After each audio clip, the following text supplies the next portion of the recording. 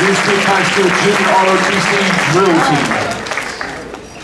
I don't know if you guys knew, we did a special tribute to him the first football game of the season, but a former student of mine, one of Goose Creek High School's very own, he gave the ultimate sacrifice fighting for his country. And Colonel McInerney, I'm going to invite him up here to tell you a little bit about this young man and pay a special tribute to him.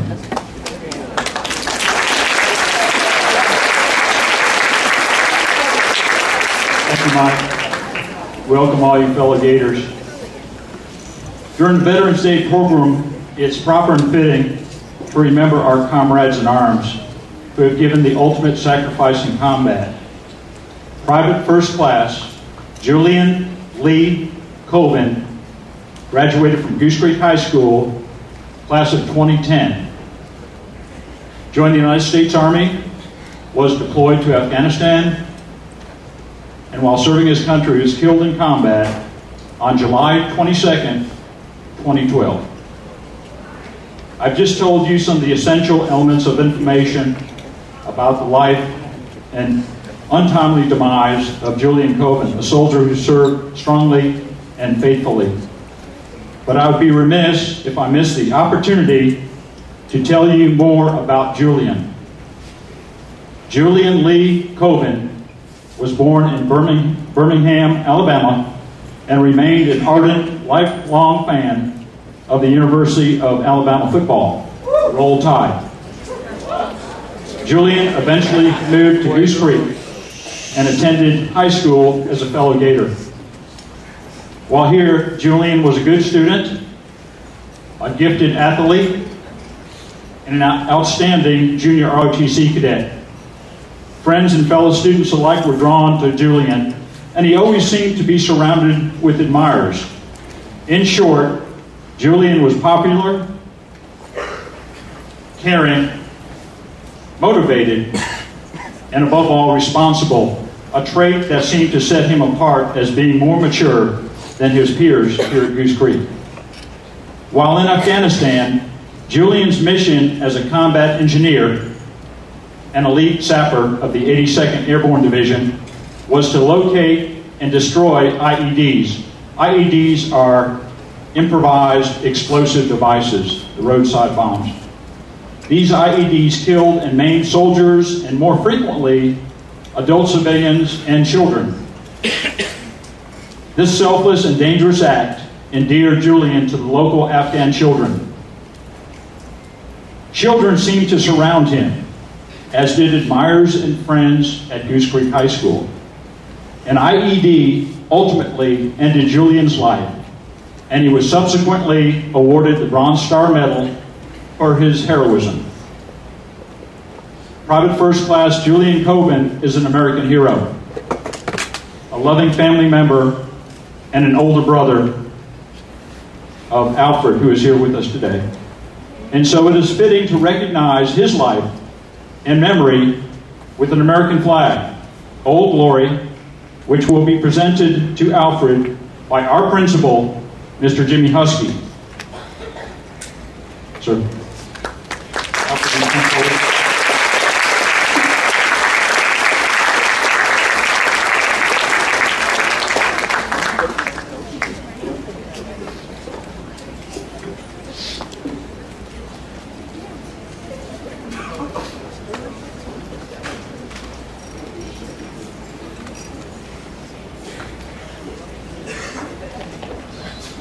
Alfred, we'd like to present this certificate of youth from the House of Representatives of the state of South Carolina, Joe Danny, and Representative Tim Scott, of the sacrifice that your brother has given to this great country. So we'd like to present this to his family in honor of Julian, and also state flag.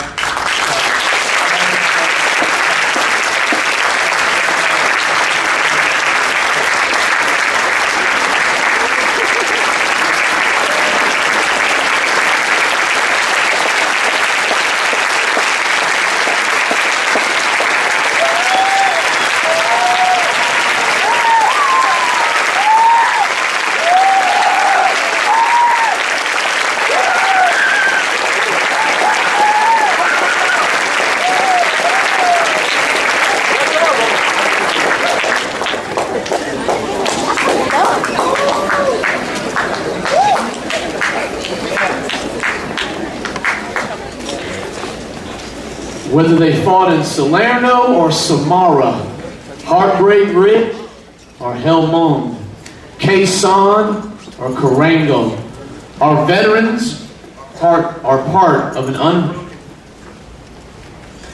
unbroken chain of men and women who have served our country with honor and distinction. On Veterans Day, we show them our deepest thanks.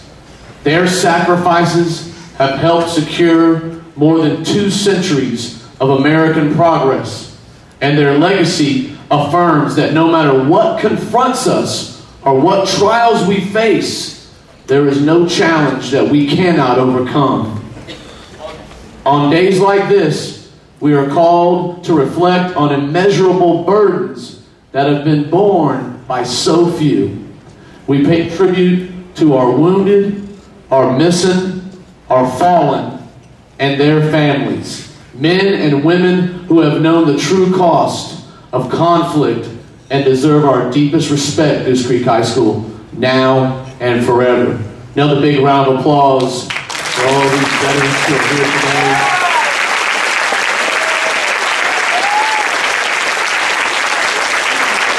Now I've introduced some of our special guests, but I'm not sure if you're aware, Goose Creek High School, that you students have some veterans that are serving you in the classroom and in the walls of Goose Creek High School every day. I'm going to read off their names, what branch of the military they served in, and you're more than welcome to give them a round of applause. Matter of fact, if these gentlemen are here, teachers or administrators, I ask that when I call your name, you please stand.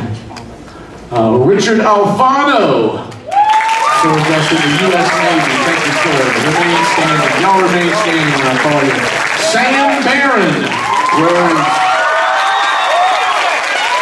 served in the U.S. Army. Thank you, sir.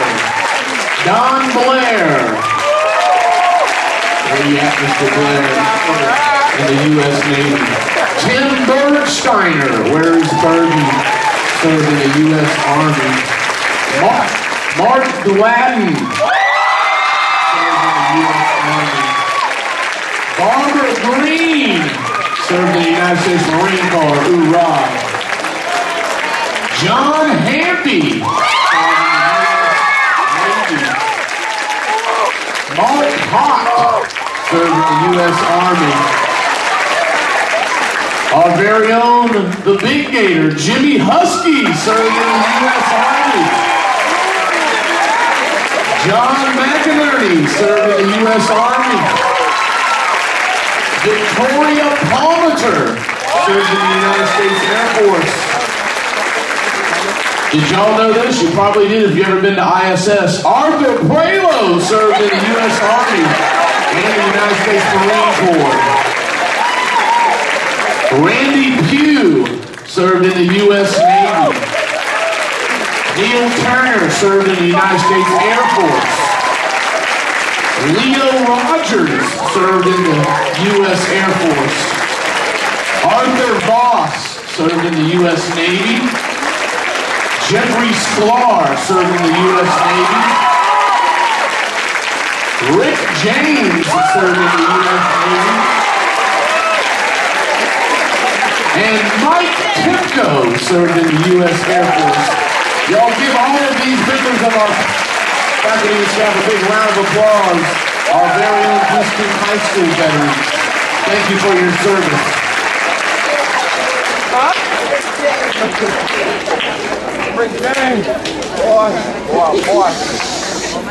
Thumbs up.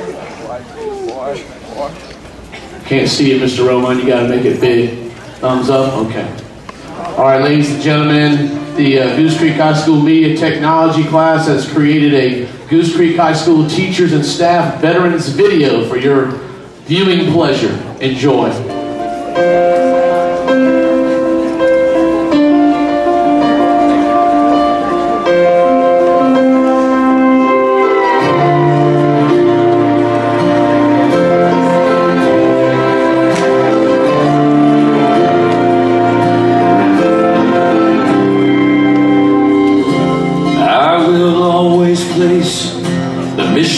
First, it's more than mere words to me, 'cause I'm a U.S. soldier deep in my heart. I trade my life to keep you free, to keep you free.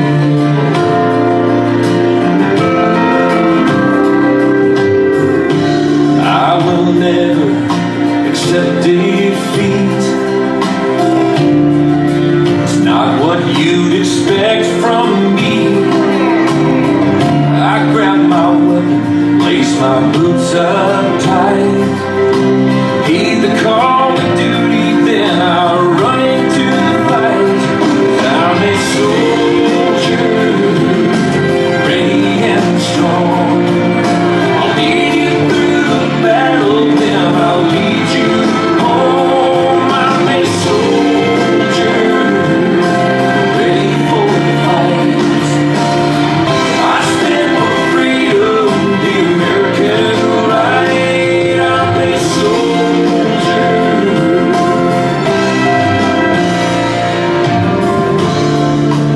I will never quit. It's just not what's inside of me. I conquer fear, and I conquer pain. I can lose it all and come back again. I'm a soldier, ready and strong. I'll lead you through the battle, then I'll lead you home. I'm a soldier, ready for the fight. I stand for freedom, the American right, and I will never leave a fallen comrade. I will never turn away. It's me with my brothers and sisters.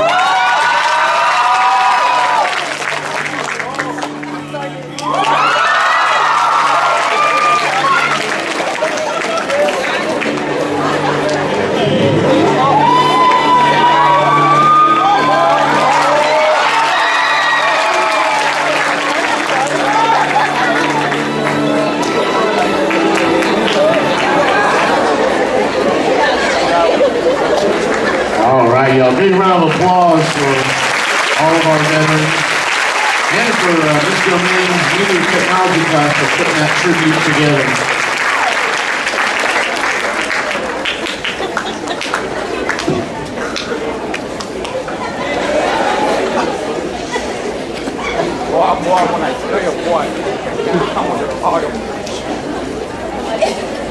All right, we had a Veterans Day poetry contest, and we have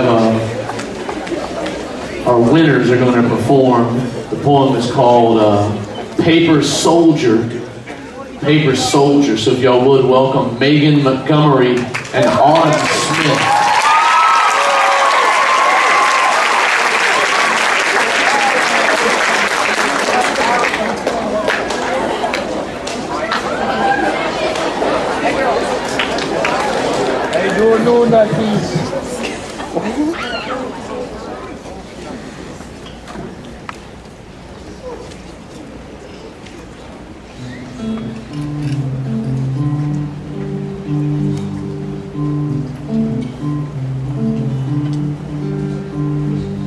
Dear son, this is the 5th time I've written to you this month. I will probably go crazy if you don't write me soon. I understand if you're busy. But I've only received 2 letters and replies, so when you get a chance, you write your mother, son. And I hate to admit it, but I wish you became a lawyer. Went to college and got a degree, but at 18, you signed your life away. You told Uncle Sam you'd be at his beck and call. You said goodbye.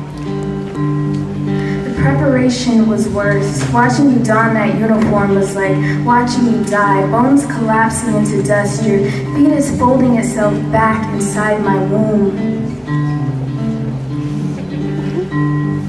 I'd rather rebirth you than place a flag over your tomb because you are still my son, even as you stand a proud soldier. I imagine you're laying on a cot. A worn out picture of a girl you never got the chance to bring home, curled in between your thumb and index. And you were trying to detangle her curls, but she's just a photo, and you are thousands of miles away on a tour meant to last 7 months that turns into 3 years, and here I am, still not believing they took my baby away.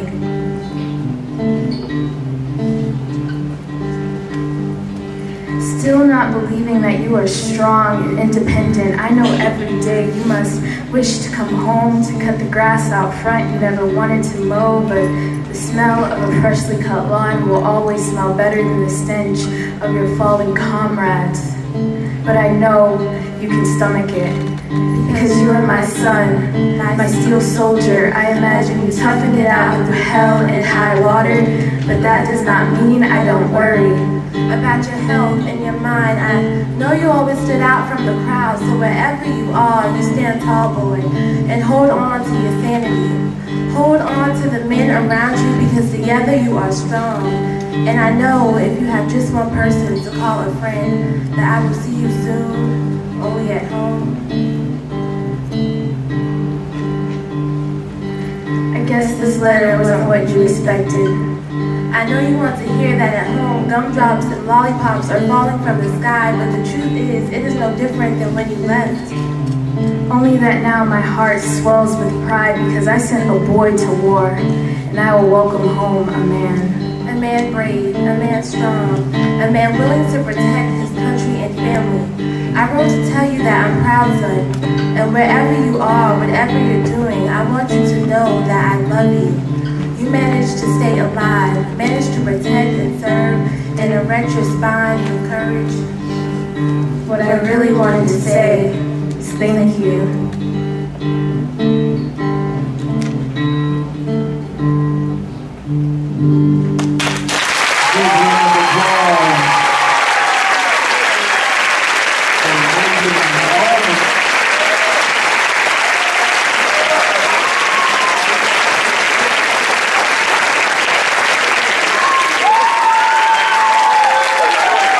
Good job, ladies. Good job. Thank you, Megan and Autumn, for your tribute Don't do my stuff. to our veterans. It's time for me to introduce our main speaker. we often get these old cusses up here, you know, they've old grizzly guys, man, they served a long time. And I happen to, today's no exception, but I happen to know this old cuss, this old grizzly guy who served his country. So it's my proud honor to introduce to you First Sergeant, known as Butch to his family, experienced an idyllic childhood. He was raised by a large extended family, all living on surrounding farms on the plains of Illinois. After high school, Lewis, or Butch, or First Sergeant as we call him, Lewis enlisted as an infantryman in the United States Army and completed basic combat training, airborne school, and advanced infantry training. Private First Class Netterville was then deployed to combat in Vietnam. During the Vietnam War, Specialist Netterville was promoted to sergeant and later to staff sergeant. Sergeant Netterville first saw combat as a door gunner in a Huey helicopter assigned to an air cavalry detachment. Later, Staff Sergeant Netterville saw extensive combat as an infantry squad leader in the 101st Air Assault Division, the Screaming Eagles. Upon redeployment to the United States, Sergeant Netterville was awarded the Bronze Star Medal. During his 20-plus years in the Army, Sergeant Netterville continued to advance in rank and responsibility, eventually retiring as Company First Sergeant. After his active duty military career, First Sergeant worked as a junior ROTC instructor for 20 years at, you guessed it, Goose Creek High School, retiring a second time after those 20 years at Goose Creek. First Sergeant Netterville and his wife Lynn live in Monk's Corner. In retirement, they enjoy their children, grandchildren, family, and friends. If you would, Goose Creek High School, put your hands together and give a warm welcome to this man who is not only a decorated veteran, but a longtime member of our Gator family. First Sergeant Lewis Netterville.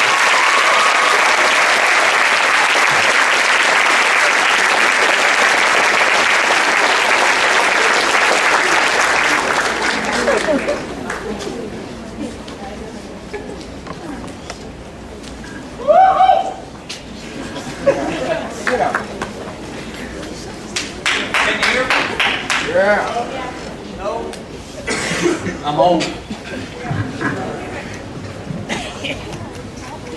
Now can you hear me? Yes, sir.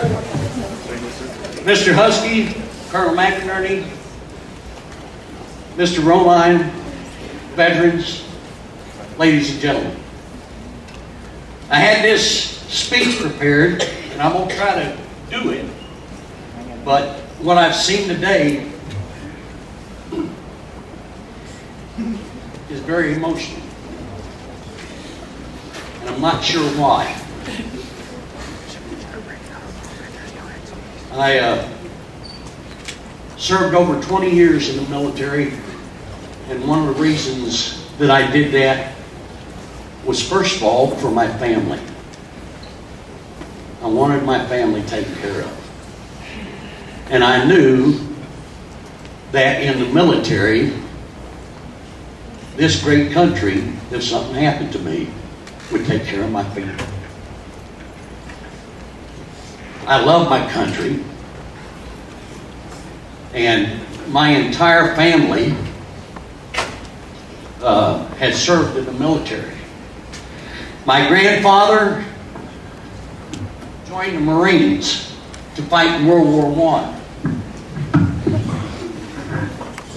My father was drafted in the Army and fought in World War II. My mother joined the Army, Women's Army Corps. Yes, my mother wore combat boots. I was drafted, not enlisted. I didn't go willingly. In the Army in 1966, 10 days after I was married.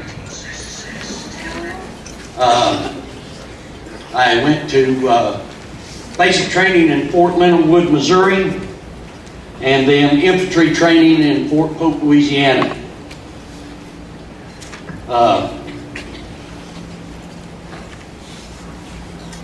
getting off my hesitate on.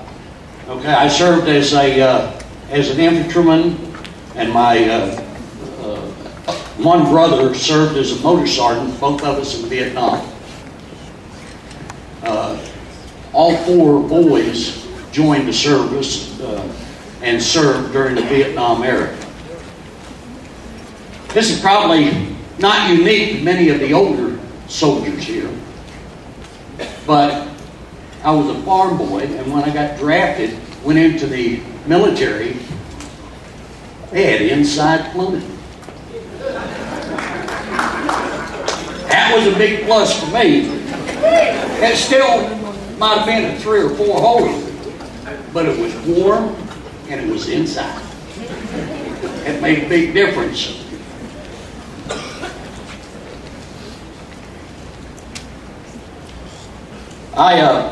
My first combat unit was 2nd of the 8th Infantry, 4th Infantry Division. We served in the Central Highlands. January 1 of 1967 through December 31st, 67. And we walked, and we walked, and we walked. Occasionally, we rested under a hail of bullets, and then we would walk and walk. I don't like walking now, folks. I hate it.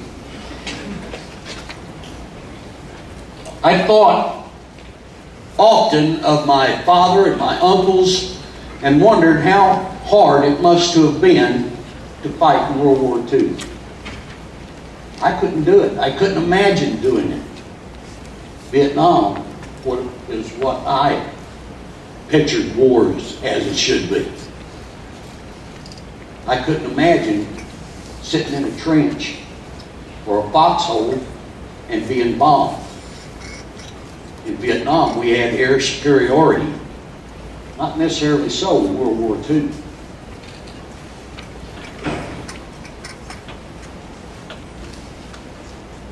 Vietnam was not supported by the people of the United States as a general rule.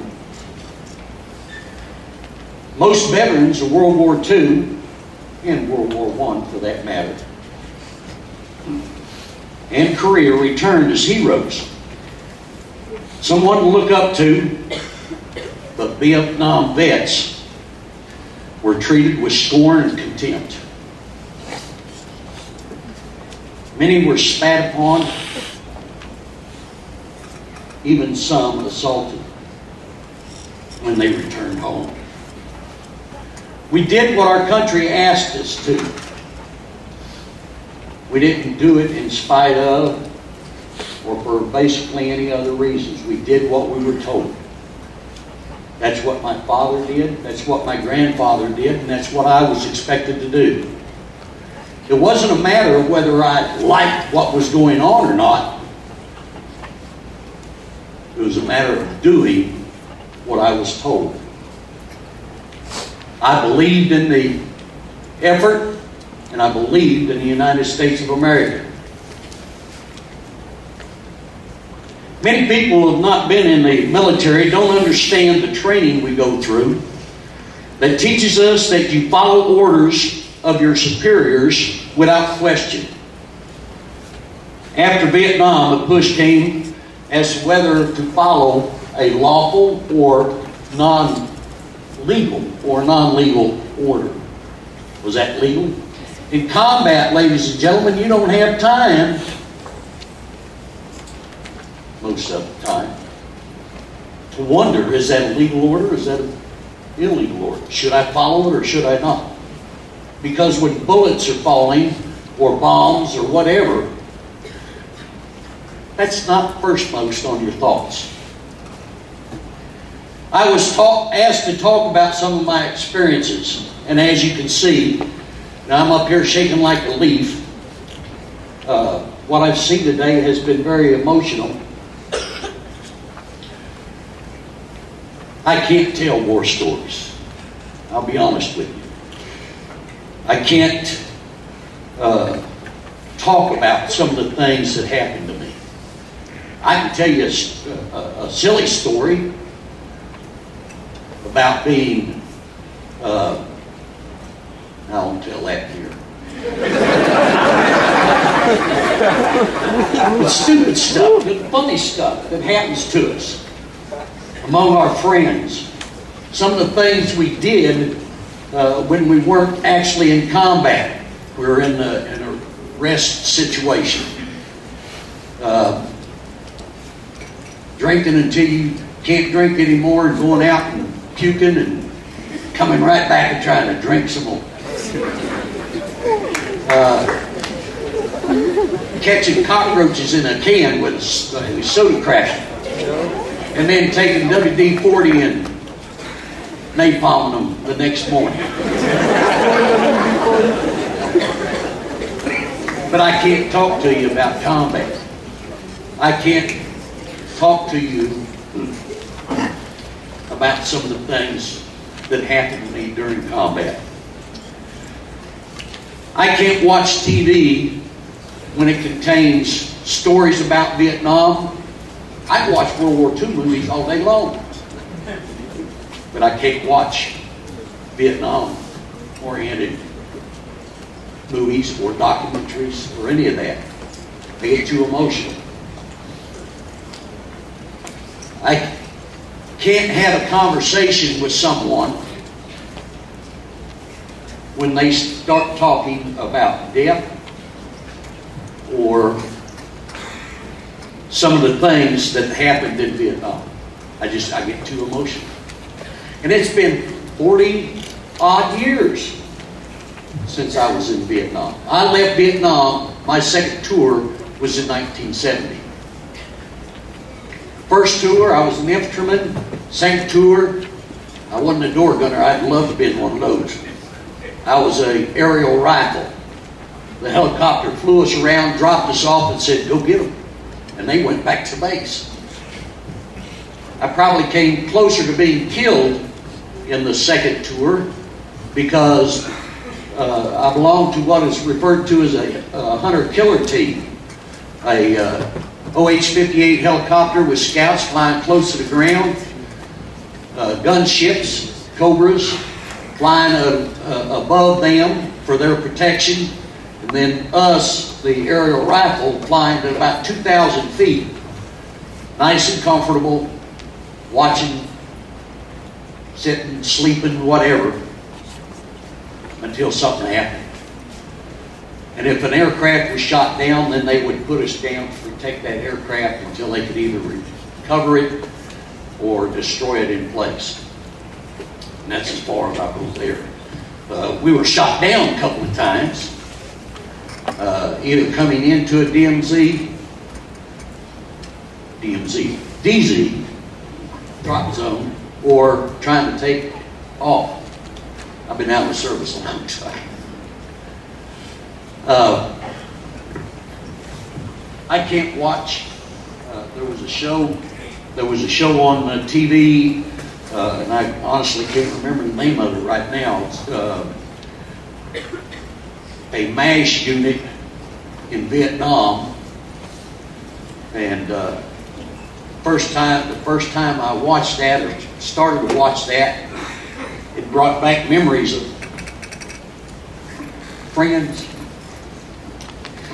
buddies, and you make them in the military and they last a lifetime. I've got friends all over the United States in the military, and we talk to each other, we visit each other, but we don't talk about what happened. We talk about the stupid stuff, the dumb things.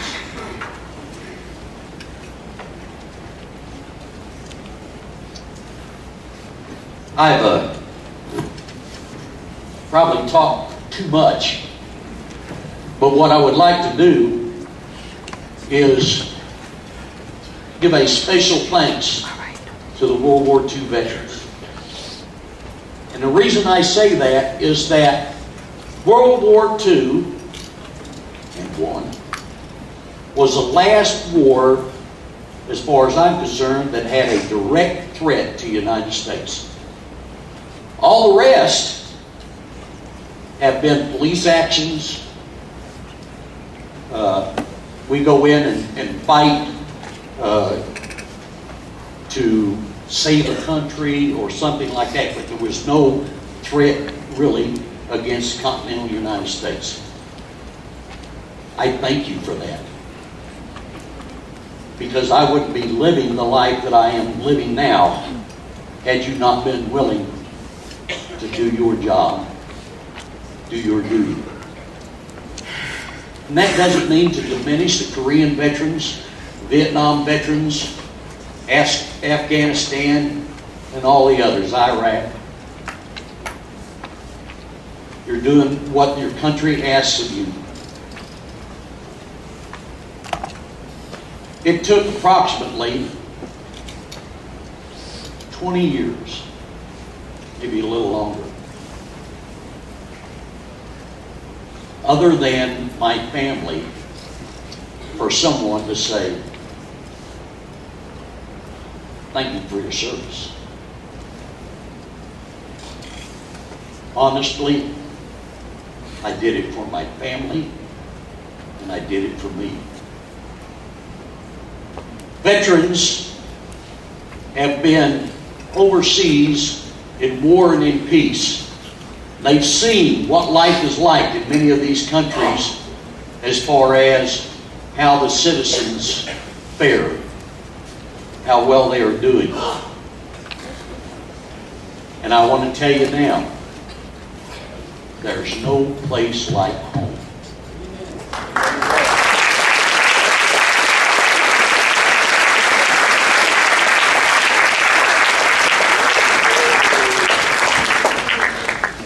Freedom isn't free, and many have paid the ultimate price. Veterans are a proud bunch. They don't ask for much. But one thing they should not have to ask for is respect and gratitude. Respect because they were willing to put their lives on the line for us and for our freedoms. Freedom of speech, freedom of religion, freedom of assembly. Gratitude because of their efforts we still enjoy freedoms of the greatest country in the world. You will find a common theme among veterans: love of country. God bless America. Thank you.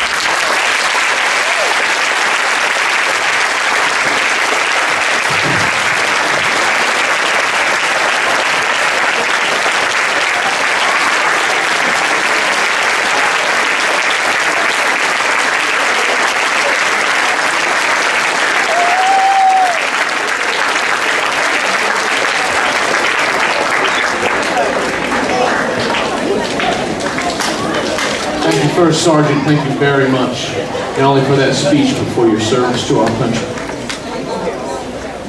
At this time, ladies and gentlemen, they've been sitting up here for a while. You guys are doing a good job. Now it's finally time for y'all to perform, so if y'all would, put your hands together for the Goose Creek High School Spirit of Gold.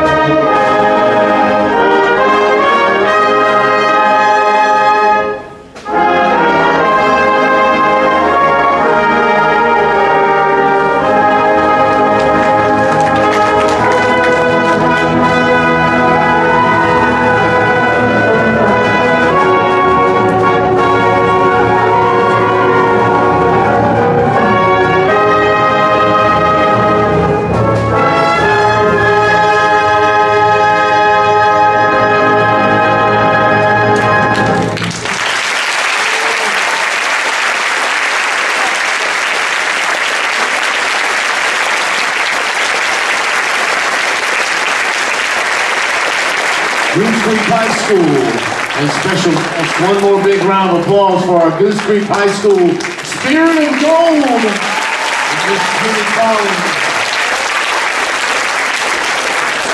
All right, now I'd like to turn the microphone over to Mr. Husky for a few closing remarks. Thank you, Mr. Bender. Got a couple people like to recognize. One, Mr. Bender being our MC today. Give him a round of applause.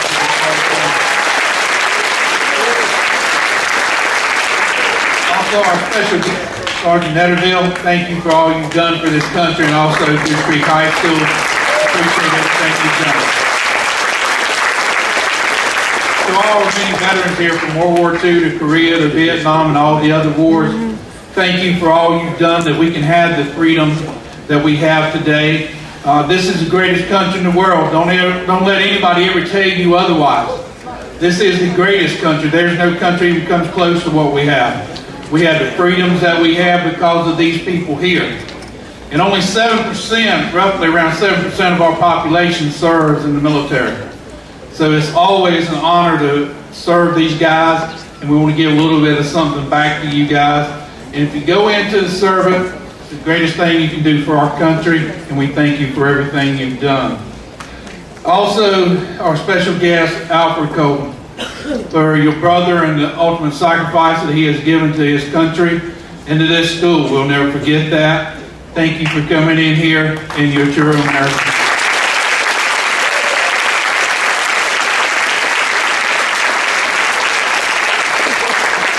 Lastly, I ask you, do not forget that we have soldiers in harm's way today.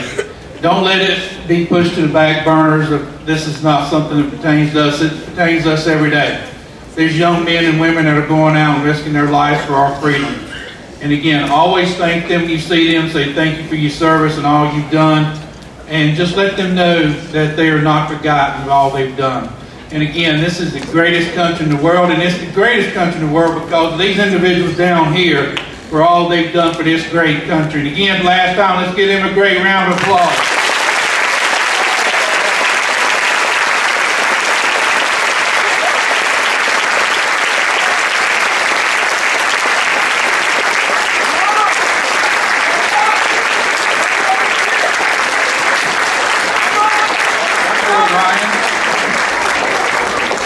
Probably, if y'all don't mind hanging around, I'm sure some of the students would like to say just a few words to you if you don't mind hanging around. We appreciate you doing that.